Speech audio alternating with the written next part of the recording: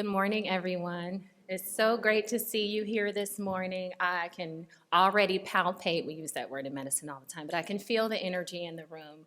And so I just want to tell you how honored I am to take part in this very important conversation.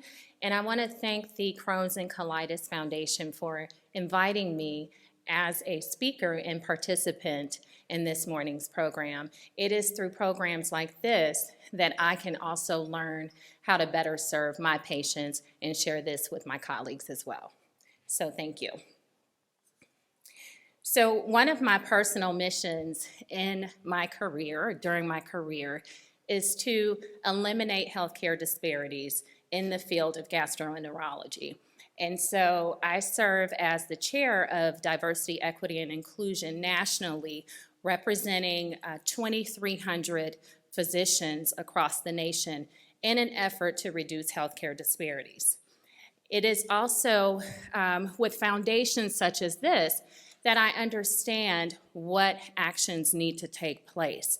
So I remember, I can't believe it's been 4 years, but in 2018, after having many feelings and nights of restlessness because I would make a diagnosis of inflammatory bowel disease in my own patients, and I knew that during that 30 minutes, we were only touching the tip of the iceberg with them understanding a disease that would impact them on a daily basis. I had 30 minutes to tell them that this is a chronic, relapsing, remitting disease, that they would maybe have days that were good, that were bad. Imagine me trying to walk through all of the treatment options that are available in 30 minutes, not to mention the side effects. And then after that, I expected those patients to understand everything and live with that diagnosis on a daily basis. That just was impossible. And it was an ongoing feeling of defeat and sort of helplessness that led me to reach out to the foundation to start a support group whereby we would equip our patients with being the center of care. We would surround them with a nutritionist, we have mental health guests, and really address all aspects of their healthcare journey that may impact them. So when we say what is a morning of culture today, a morning of culture for us is an opportunity to learn about inflammatory bowel disease. We want to understand and acknowledge that there are disparities that exist, and we want to be disruptive. We want to know how to disrupt any barriers to achieving health equity or, quote, living our best life, because that's what we need to do. So my hope after today's morning of culture is for you to, one, understand that disparities do exist, and two, we want you to feel empowered to serve as a captain in your healthcare journey. So it was 18 years ago that I encountered my first patient with inflammatory bowel disease. I was a young, eager beaver. I was a resident at Grady, right here in the center of Atlanta. We probably have some Grady babies in the room. And I will refer to this patient by the name of Devin. That's an alias because we always want to protect our patients, because this is a real life-changing experience for me. And so we were on rounds, and we had encountered Devin, and he was about my age, so I'm in my 20s at this time. Devin was emaciated. I mean, no muscle mass. His eyes were sunken. You could see the bones bulging around his eyes. His abdomen was what we call scaphoid. He had no muscle tone. He had fistulas everywhere. Those are connections between organs that are not supposed to be connected.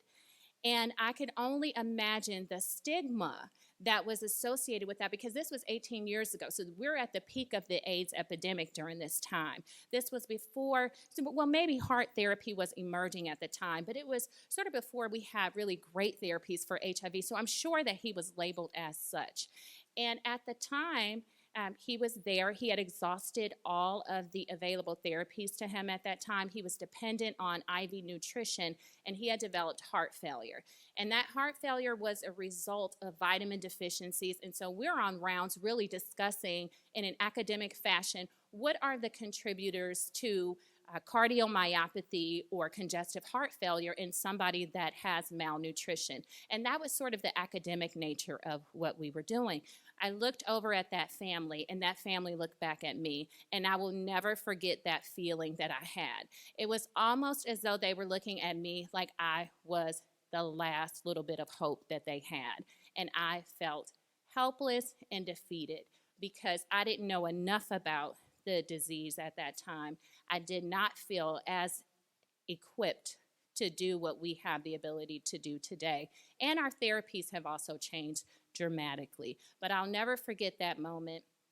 And over the years, I'm also a rare entity. So 4% of gastroenterologists are Black or African Americans, and less than 1% are Black or African American women. So I've been in many rooms where I understand the isolation that can occur, but also it's an opportunity because they say out of challenge comes opportunity. So we want to take this opportunity to learn from each other, to grow, and to change that narrative.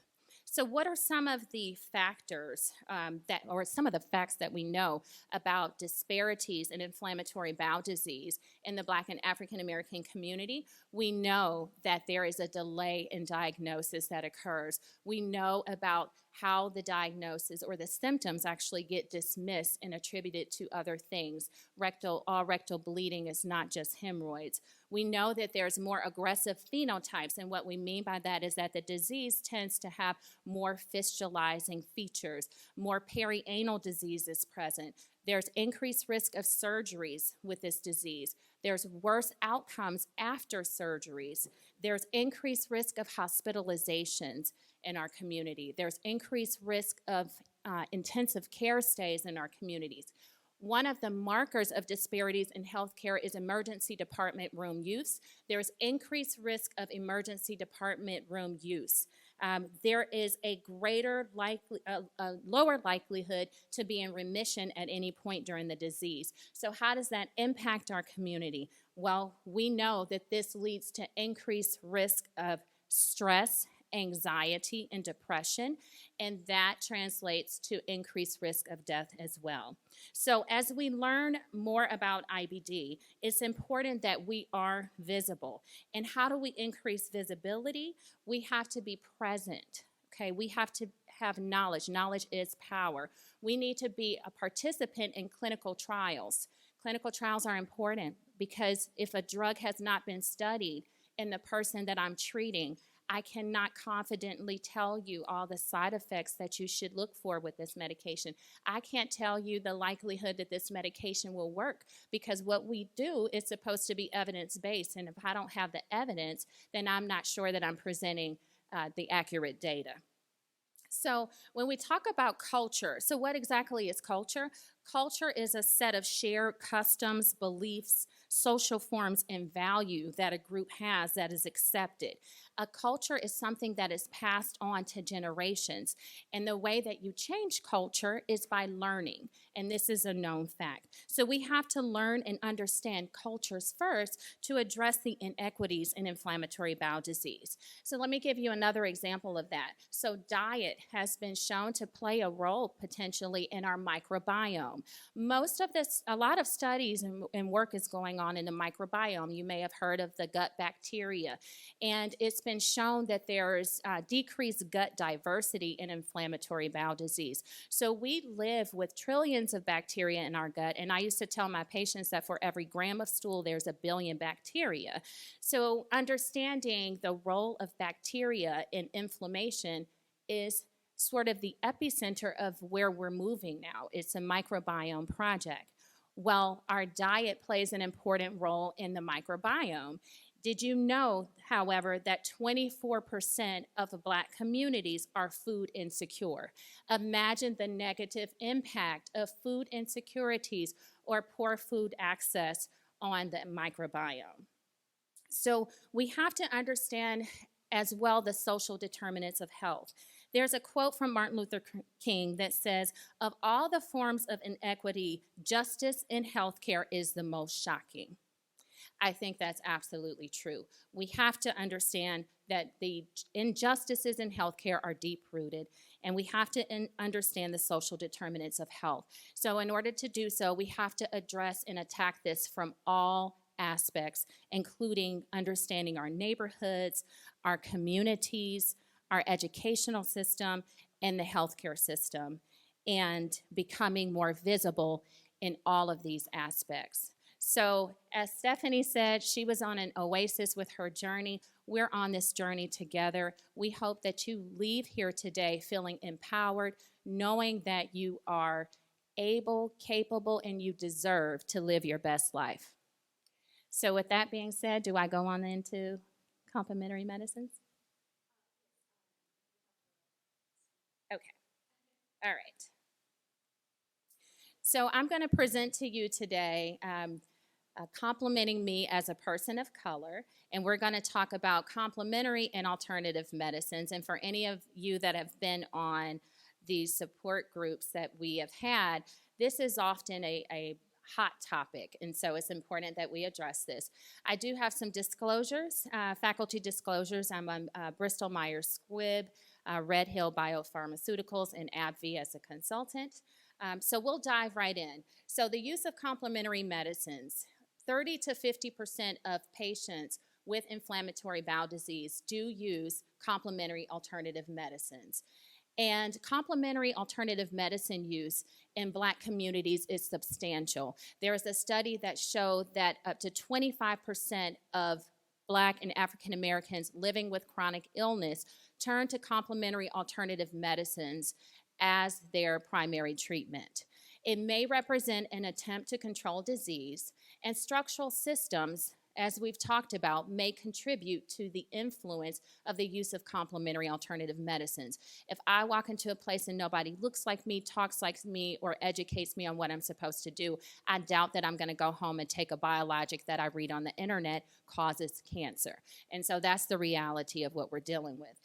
There are direct disease benefits associated with complementary use that are cited by the patients, and that is an attempt to optimize therapy, trying to avoid steroid therapy, and then safety concerns about the conventional therapies that are available. When we say conventional therapies, I'll define that for you, but that is going to be more of your prescribed medications by your healthcare team.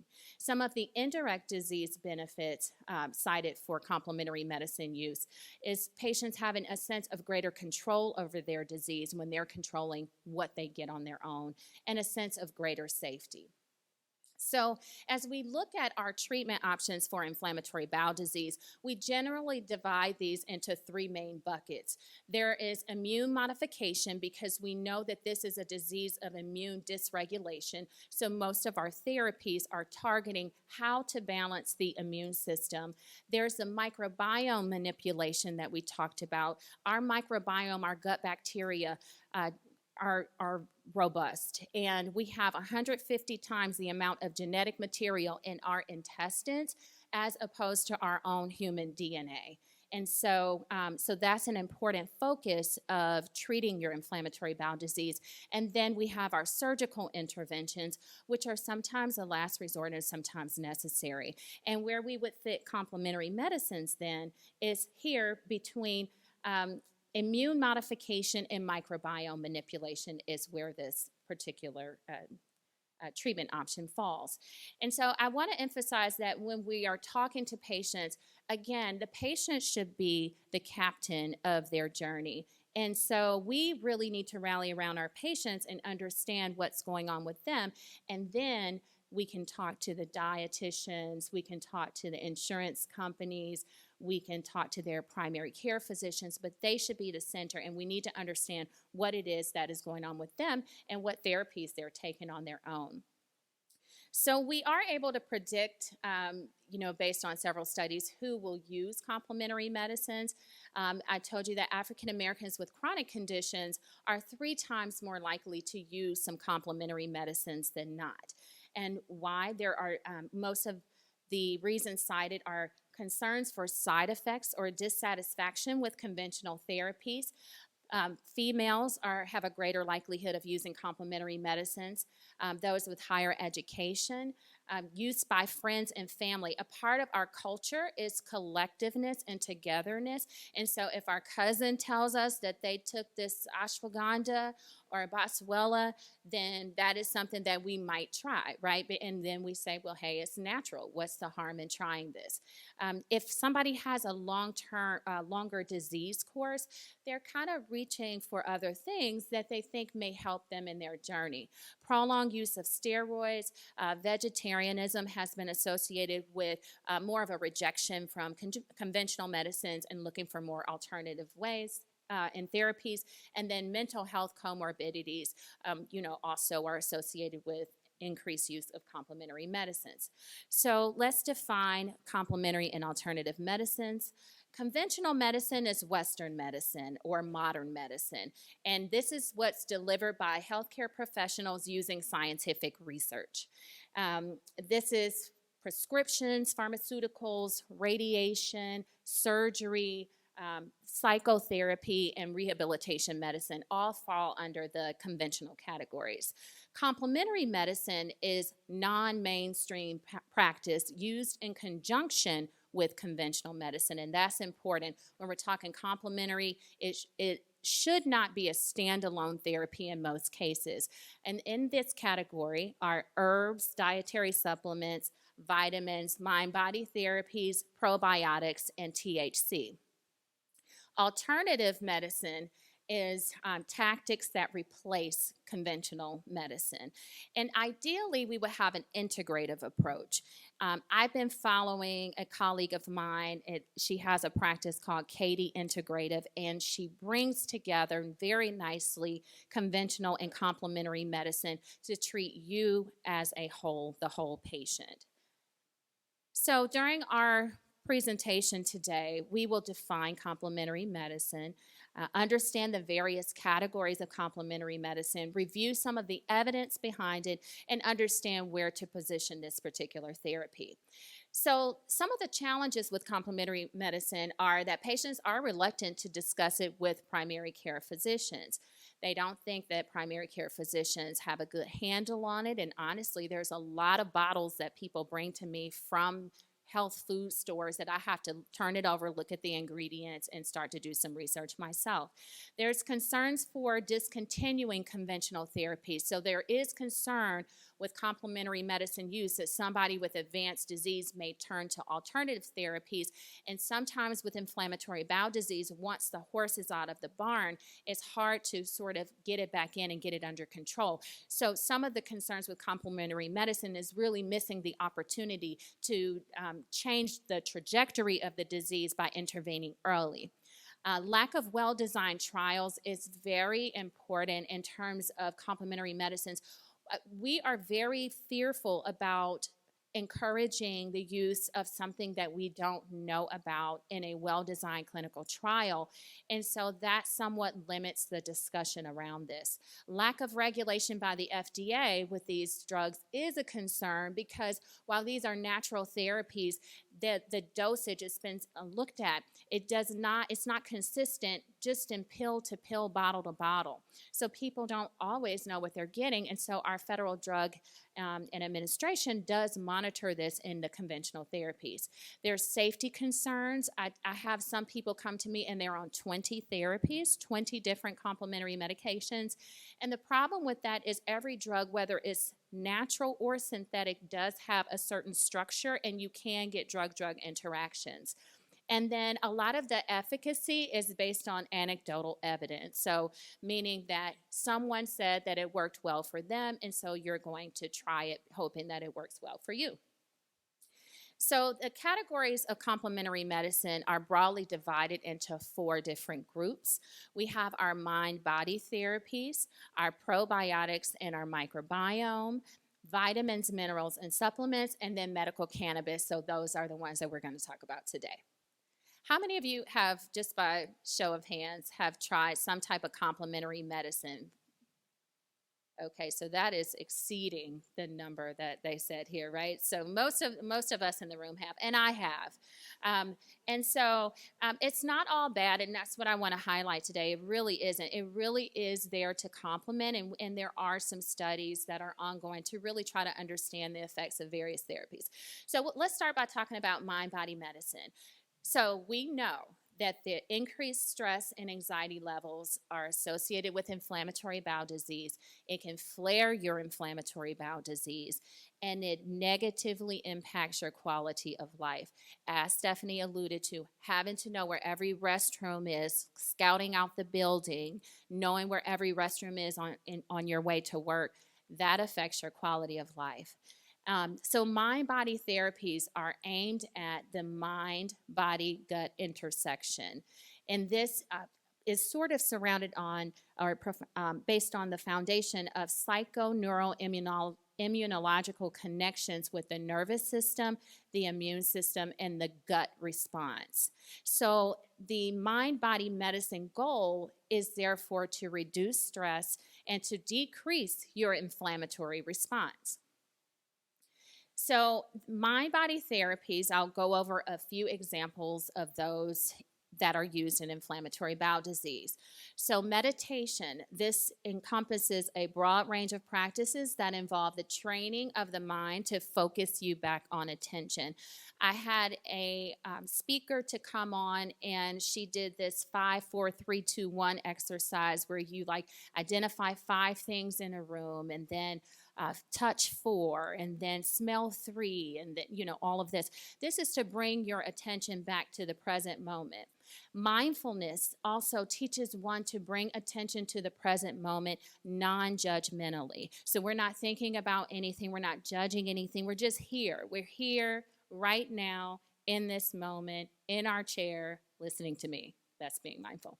And then gut-directed hypnosis. That is a mind-body therapy that guides your state of mind into a focused, deeply relaxed state using suggestions and imagery. So they may say, imagine you hear the sounds of the waves hitting the rocks at the beach, sort of guiding you, helping you to relax in that way. This also, it really helps you to also get centered and focused. So relaxation techniques, stress management programs, exercise programs, including yoga, have all been used as mind-body medicine with pretty good results. Cognitive behavioral therapies, you may have heard about CBT therapies. This is it's sort of like a talk therapy. It's a psychotherapy that focuses on modifying dysfunctional emotions, behaviors, and thoughts by interrogating and uprooting negative or irrational beliefs, i.e., I have this diarrhea right now. I'm going to die. I'm going to die. It's sort of redirecting that thought process. Acupuncture. So acupuncture involves the placement of thin needles into the skin at predefined acupoints to achieve a desired benefit. And there's something called moxibustion that's used, and that involves burning mugwort, this small spongy leaf, to enhance healing. And it's used in conjunction with acupuncture. And then there are some newer therapies looking at chronic vagal nerve stimulation. And they're even trying to understand how stimulating the nerve, there's this little nerve stimulator that goes on the back of the ear, how that actually sends a signal to your gut and changes your microbiome, which is completely fascinating. So randomized studies have shown that mind-body therapies can reduce disease-related pain and improve quality of life. There's a meta-analysis of randomized controlled trials on mind-body therapies that have shown mixed effects even on inflammatory marker and cytokine production. Cytokines are these ensembles of proteins that lead to this ongoing inflammation in your gut that is unnecessary. And so there have been consistent findings of decreased expression of inflammatory genes and reduced inflammatory signaling with mind-body therapies. Crohn's disease patients do benefit as well from moderate exercise therapy such as yoga. And cognitive behavioral therapy has short-term benefits demonstrated in clinical trials on quality of life.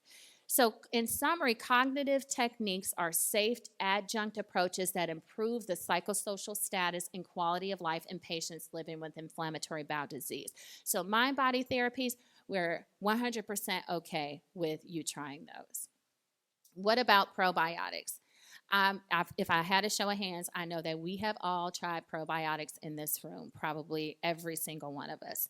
And I don't say a lot of things with confidence like that in medicine because we never want to shoot ourselves in the foot, but I can probably say most of us have tried those. These are live microorganisms which, when administered in adequate amounts, confer a health benefit on the host, and that's the World Health Organization definition. Probiotics are the most common supplements used, 64% among complementary medicine users that attended a gastroenterology clinic in one study. Multiple probiotic strains have been studied in inflammatory bowel disease.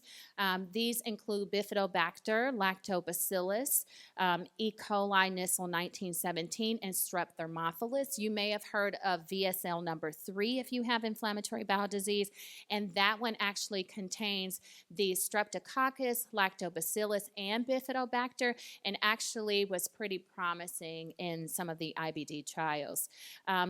These are thought to confer anti-inflammatory and immunomodulatory effects by giving you back the good bacteria and hoping that they outweigh the bad bacteria. But there's a lot of research that needs to be done because our guts are so complex and heterogeneous that this person here doesn't have the same bacterial makeup as the person sitting next to them. And that's what we need to try to understand. So in Crohn's disease, there's a recent meta-analysis that concluded that they were ineffective in the induction of remission of active disease or preventing relapse in both quiescent disease or in the postoperative setting. Quiescent disease is when the disease is kind of quiet. Ulcerative colitis, though, there is a suggestion of benefit with induction and maintenance of remission in mild to moderate disease. There are some studies combining 5-ASAs, which are like mesalamine therapies, with probiotics that are very promising. But when we look at systematic reviews, the problem with a lot of the studies is that they're not randomized and they have various groups of people. They have various study settings. Some of them are open label, which means that, you know, you're in a well-designed trial, people don't know what they're getting, and one person is getting the medication, one person is not, and that's how you really try to understand disease benefit. So that's what's lacking in the probiotic studies. There are some clinical trials, however, in pouchitis. That's where you've had your colon removed and you just have your small intestines in a pouches form. VSL number 3, which is now Visbiome, is best used in that setting as early preventive therapy to prevent pouchitis, and that has been well demonstrated in trials. So probiotics, we don't fully understand their position right now, but based on what we've seen in ulcerative colitis and pouchitis, they may be helpful. Now, what about the fecal microbiota transplant? That is exactly how it sounds. That's transferring stool from one healthy person without inflammatory bowel disease to someone that has inflammatory bowel disease. And so I can barely see this yellow. We have used this with great efficacy in a condition called C. diff infection. And C. diff is a bacteria infection that a lot of our patients with inflammatory bowel disease will experience because in a immune dysregulated gut, this is an opportunistic bacteria that tends to overgrow. So stool transplant is highly effective for C. diff. Stool transplant has been looked at in mild to moderate ulcerative colitis. Some studies have shown improvement in pain, diarrhea, and mucosal healing, but there is some concern about risk of infection, and there have been a few deaths reported. And so when you get an infection potentially from a stool transplant, that's something that is sort of, difficult to control. Um, the other thing with fecal microbiota transplants, it has to be in almost all the studies that are out there, it has to be repeated. So it's not like you get one stool transplant and then you're done. You have to get multiple stool transplants because our microbiome is ever changing. And so it is not currently FDA approved for IBD therapy. However, if you have inflammatory bowel disease and you have C. diff, then you can request a fecal microbiome transplant. And in terms of how this is delivered, there's different delivery mechanisms. So there is, for example, we used to tease that there will be a poop pill, where there is a poop pill. It can be delivered by a tube that goes down and we deliver it into your small intestines, or it can be done by colonoscopy. Now, a lot of our patients have read about parasitic infections and like whipworm, and they've asked about using parasites, putting in parasites to control their inflammatory bowel disease. Has anyone heard of this? I do know that Kim Kardashian said that she would eat poop if it helped her stay young and skinny. So, you know, people will kind of do anything in order to feel better. So in regions with a low, this is how it came about. So in regions with a low incidence of IBD, parasitic infections are actually more common. They're endemic. So this observation, along with the hygiene hypothesis, led to the concept that parasitic infections might protect against or even be used to treat inflammatory bowel disease. So animals, in animal models, those with parasitic infections actually did have reduced colitis. And so helminths, the way that this works from a biology standpoint, is helminths typically induce T helper 2 cells and T regulator response and reduce the Th1 response to promote worm survival. Well, Th1 response is partly responsible for the whole inflammatory ensemble that becomes sort of a mess in the gut. And so induction of Th2 cells has been observed in patients infected with T. suis or pig whipworm. And so in this model, a harmless helminth infection can modulate the immune response to reduce intestinal inflammation in patients with IBD. And so there was a small open label study of patients with Crohn's disease or ulcerative colitis, and they were looking at remission after administration of this particular parasitic eggs. In a study of 54 patients with active ulcerative colitis, 43% responded and 10% reached remission when patients were given the parasitic eggs every 2 weeks for 12 weeks. And this is in comparison to the 17% and 4% who received placebo. So this was a very small study. We should absolutely not extrapolate. When studies are, we need hundreds of thousands of people to be studied, not 54, not one location. We need to make sure that studies are reproducible, but larger studies are underway. And so that's important to know. So now you know about this, this whipworm. Treatment-related side effects were mainly just gastrointestinal in nature. What about herbal remedies? I don't love this picture, but this is turmeric. It's actually from the ginger family. The major active ingredient, curcumin, gives it its yellow color. It does have anti-inflammatory properties, and it has demonstrated efficacy of reducing colon inflammation in mice models. This is one of the most well-studied herbs in inflammatory bowel disease. So there are ulcerative colitis studies showing promise in inducing remission and maintenance in ulcerative colitis. The dose ranges from 2 to 4 grams per day. And there was a study looking at induction of remission with 3 grams of curcumin a day plus mesalamine. And clinical and endoscopic remission was achieved in 54% of patients in that study versus 0% of placebo. There is another study looking at whether you could maintain remission, and in this study, a lower dose, it was a total of 2 grams a day, 1 gram in the morning and 1 gram in the evening, was also effective.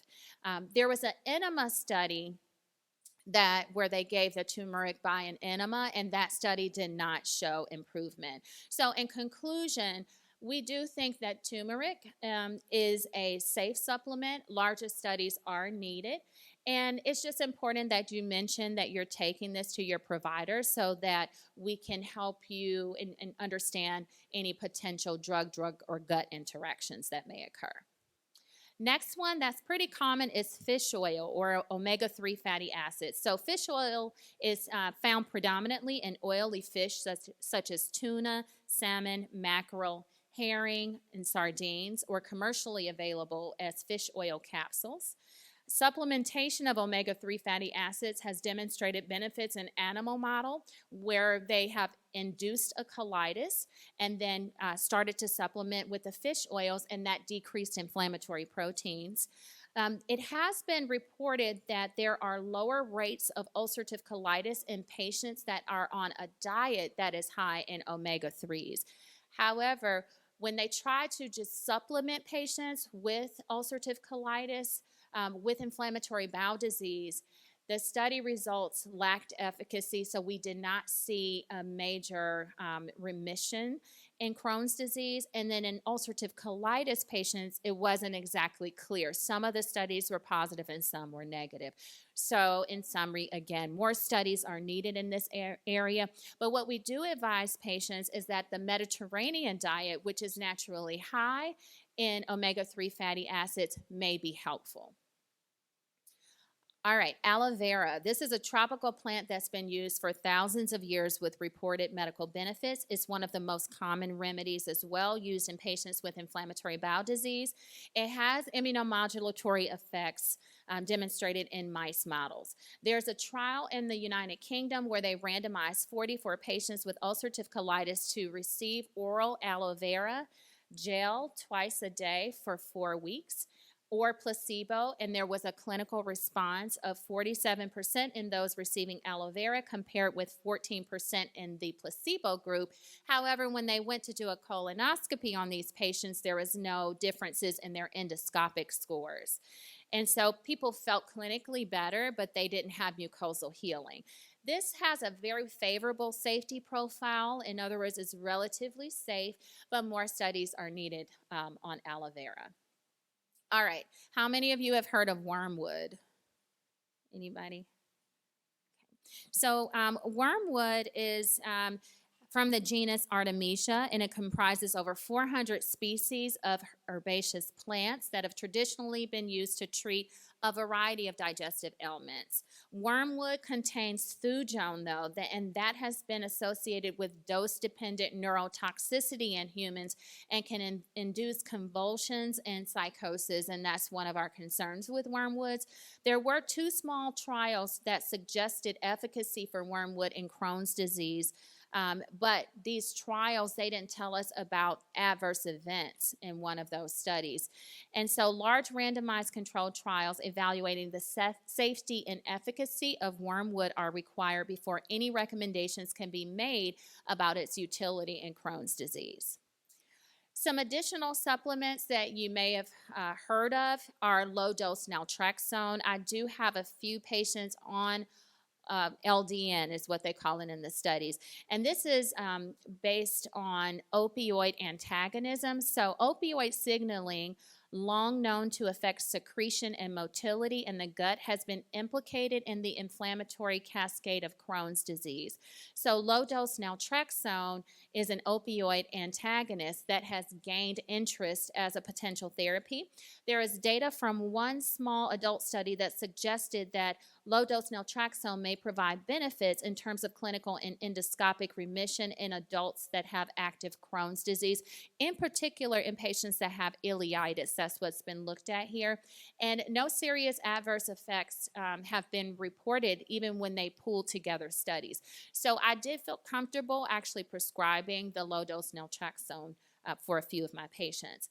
Boswellia serrata, this is a traditional remedy, and it's composed of an incense that's used mainly in the Indian culture. Small studies have shown potential benefit. Some of you have heard of, there's a ton of Chinese herbs out there, and those definitely require more studies. And when you look at this, the names are exhausting. And so, but there's a lot of those, and we just want you to be open if you are taking those. And then wheatgrass, you may have heard of wheatgrass supplements as well. So what about vitamins and minerals? So nutritional deficiencies truly may exist in inflammatory bowel disease as a result of medications, surgeries, active inflammation. So vitamin B12, we do have people that supplement this on their own over the counter, but we also prescribe B12 as conventional therapy. Oral supplements are available, intramuscular injections, nasal sprays. Vitamin D deficiencies are common, so some of our patients may supplement on their own with vitamin D and calcium. Vitamin D is important because low vitamin D is associated with poor disease outcomes. So this is something that I regularly monitor, the vitamin D levels in my patients as well as the B12. And that dovetails us into iron deficiency, of which oral and IV therapies are available. All right, I know you want to hear about medical cannabis because it is probably the hottest slide in here. So, medical cannabis, it's derived from the flowering plant Cannabis sativa, and it's been used for its purported medical benefits for centuries. It is a Schedule I drug by the U.S. federal government, meaning that it has no medical use and it has a high potential for abuse. Marijuana is used more common in IBD patients than in the general population. The National Health and Nutrition Examination Study found patients with IBD had increased lifetime incidence of marijuana use of 67%, with 37% greater odds of use at an earlier age of first use than individuals without inflammatory bowel disease. I won't ask you the question here. But approximately 10 to 15% of IBD patients report active marijuana use, often for relief of symptoms such as nausea, diarrhea, and abdominal pain, and to increase appetite. So cannabis is composed of over 70 compounds called phytocannabinoids, or cannabinoids in general. So cannabinoids are chemicals that act on cannabinoid receptors in the body and produce various effects. And there are two main ingredients there. You have THC, which is your delta-9. That one does have psychoactive effects, and that's the one that we really need to understand dosing on. That's what needs to be studied to make sure that you get the therapeutic effects, which are nausea, pain, and improved appetite without these psychotic effects. And, you know, the concern with this is like you've probably seen this in our community where people are getting like this delta-9 from these pop-up stores, and they are acting crazy, and they are getting into this hyperemesis syndrome, which we're seeing where they can't stop vomiting because it really is at a toxic level. Cannabidiol, CBD, has anti-inflammatory effects, and so that's why this one is kind of readily available. It's a smooth muscle relaxant, and it helps with insomnia as well. So this is showing you we have a natural endocannabinoid system, and we have two main receptors, which are CB1 and CB2. So in terms of what CB1 does, it causes sphincter relaxation, gastric acid secretion is improved, gastric emptying is altered. It alters intestinal motility, it alters visceral pain, may modulate inflammation, and then CB2 affects intestinal motility in the inflamed gut, regulates inflammation and pain. And so if we look at CB1, that is mainly found in the brain and the central nervous system, and lesser in your peripheral tissues such as your gut. And CB2 is mainly focused on peripheral organs with immune potential. And so we really want to make sure that we're targeting more of the CB2 rather than the CB1. So what's the evidence behind the cannabis? So observational data have indicated that marijuana use by patients with Crohn's disease generally improves their overall perception of health, social function, and ability to work, and reduces physical pain and depression, with an increase in weight and a reduction in their inflammatory index scores. This is the Harvey-Bradshaw index score. It's a validated tool that we use to understand what your disease activity looks like. There was one study that found associated prolonged cannabis use did potentially increase the risk of surgery compared with cigarette smoking. There was one retrospective study of 30 patients with Crohn's disease that did associate regular use of marijuana with a reduction in their Harvey-Bradshaw index score compared with their pre-cannabis use score. So you see there's some conflicting information here, and we need more data. In a controlled trial of marijuana use by patients with Crohn's disease, 21 patients with CDAI scores greater than 200 were assigned randomly to two groups, given 2 marijuana cigarettes per day or a cannabis placebo. So they gave them 2 marijuana cigarettes or nothing. The primary endpoint was clinical remission, and that was looked at after 8 weeks. The primary endpoint in this study was not met, but it's thought that there were not enough patients in this study, that it was underpowered. A larger proportion of the group that received the THC, though, they did have a reduction in their CDAI scores of 100 points or more versus 40% in the placebo. And there was no significant differences, though, when we measured their C-reactive protein. That's their inflammatory marker that's measured in the blood between the two groups. In addition, there was no objective measurement of inflammation, though, in this study by colonoscopy. It's also important to note that 19 of the 21 patients were able to tell which group they were in based on their symptoms after they smoked the cigarette. So this is by nature a flawed study. So meta-analysis of marijuana efficacy across a spectrum of disease show clear adverse events. That's the problem. We need to understand the appropriate dosing if it's going to be used for medicinal purposes. So these were problems such as dizziness, nausea, fatigue, confusion, hallucination, and loss of balance. Some of the acute effects include anxiety and psychosis. If you're smoking it, potentially there's an increased risk of lung cancer. And one of the concerns is that it may actually mask disease progression. So if somebody, is sort of numbing their pain, for lack of better words, then, they may actually have major things going on that we may need to intervene on as quickly as possible. There may be dosing challenges here, and then there's some legal consequences. And long-term use may also be associated with cognitive impairments, including deficits in learning, memory, and attention, and in lower educational achievement. So the foundation has made a position statement on this, and essentially, the bottom line, and Kim, correct me if I'm wrong, is that they really are encouraging more studies. So the Crohn's and Colitis Foundation supports policy changes that facilitates the conduct of clinical research and the potential development of cannabinoid-based medications, including further consideration for revisions of marijuana status as a federal Schedule I controlled substance. So basically, the foundation does not necessarily support the use, but supports more ongoing studies to understand the safety and where this particular therapy may be positioned. IBD-specific diets, I thought that was important to kind of throw in the mix here.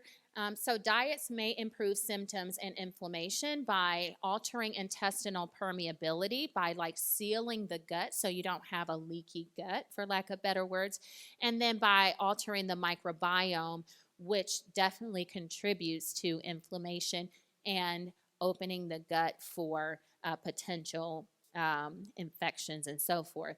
So there are 3 main diets that have been studied so far. You may have heard of the specific carbohydrate diet. It's a pretty strict diet. Patients do have improved quality of life, however, despite the diet being strict, they do feel better. It excludes complex carbohydrates in favor of simple sugars, so it remains grains, milk, and sugar. Small studies are promising. There are some larger multi-center studies that are underway. And because the Crohn's disease the specific carbohydrate diet is restrictive, they've tried to look at combining it with other diets. And they also did do a comparison of this diet to the Mediterranean diet, and patients actually did well on both diets. There's the Crohn's disease exclusion diet. It's a whole food diet, and what this diet emphasizes is really taking out the fake stuff. Our food supply chain is actually not great right now. There's a lot of genetic modification that goes on, and people are reacting to that. It's like putting a foreign substance in your body, and it can cause some inflammation. And in particular, this diet takes out emulsifiers. So all of the sauces that you get, the dips that the kids, my son loves buffalo dip, all of those are actually not permitted in this particular diet. These studies came out of Italy initially, and they are very promising. And in those studies, there has been endoscopic improvement, and some people have been able to get into remission. Enteral nutrition has been used for a long time in children, in pediatrics, and so that's where they give them a specific enteral feed, which is a very basic proteins there. It is very challenging. It does not taste well, but it has been successfully used to give the bowel the rest, but the nutrients that it needs as a bridge to surgery, and it is known to induce remission and endoscopic healing. So there were also some studies looking at enteral nutrition plus the specific carbohydrate diet, really just trying to figure out the optimal dietary approach in patients that have inflammatory bowel disease. So key takeaways regarding CAM therapies.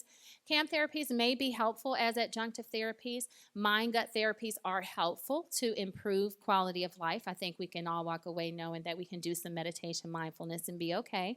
Dietary therapies incorporating whole foods that are anti-inflammatory in nature may be helpful. Supplements, including all herbal remedies, should be discussed with your care team. There's no data strong enough to support the use of complementary alternative medicines as a replacement for conventional therapies, but we can certainly find out ways to integrate them. And the use of CAM in Black and Brown communities serves as an opportunity for conversation and should not be dismissed. Questions? Thank you.